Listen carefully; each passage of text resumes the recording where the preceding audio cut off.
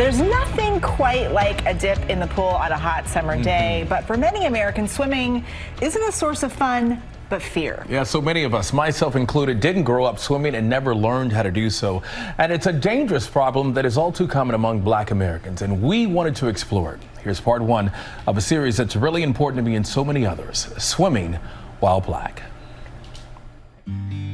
From whites-only beaches to acid poured into segregation-era pools, Black Americans have faced barriers all along when it comes to swimming. What you see today is the fear of water. That fear is real. That fear is passed down generation to generation. We started to see policies and procedures happen that started to further segregate the pool spaces. We had points that created more segregation and policies on when and who could swim at the pools. The historic lack of access has had a dramatic impact on drowning rates. For African American communities, children are 5.5 times more likely to drown than their white counterparts, especially when we come towards pools. The CDC has listed drowning at an epidemic level. It's the second leading cause of accidental death under the age of 14 next to car crashes. The issue gets even more complicated when kids enter the picture.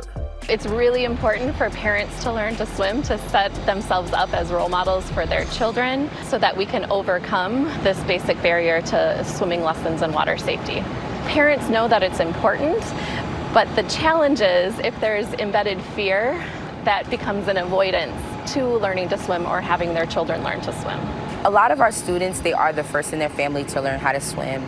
Swimming wasn't really a priority for the simple fact that their parents didn't learn how to swim, and it really becomes a ripple effect.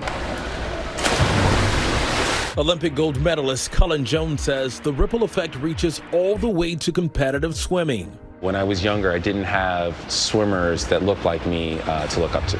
When we went to swim meets, that's when it was like, oh, we are the only team of color here.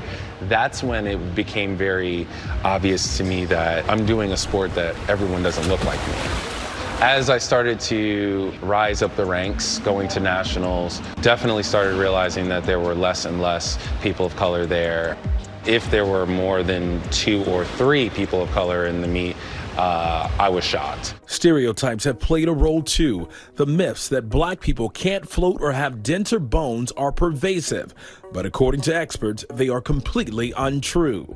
When it comes down to a race because of someone's color, because of someone's ethnicity, that's absolutely false. In the 80s, you have the baseball announcer that says, oh, you know, your bone density's too thick. That's why Black people don't swim, because they'll sink. I've got 4 medals, 2 gold, 2 silver, 2 Olympics, world record holder. That has nothing to do with learning to swim.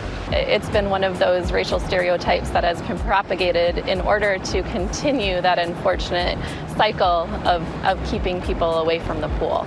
But there's hope if people take the leap and want to learn. Formal swim lessons can reduce the risk of drowning by up to 88%. It is never too late to learn how to swim. In our program, we have 65-year-olds, we have 70-year-olds, we have 80-year-olds. My goal and my hope is that the more we continue to see people thrive in the sport of swimming, the more and more people not only see it, of course, as a great sport, but see it as a life skill. We can be safer around the water with swim lessons, and that's why I'm a pretty big advocate for learning to swim, and it's changed my life, and I want everyone to be safer around the water.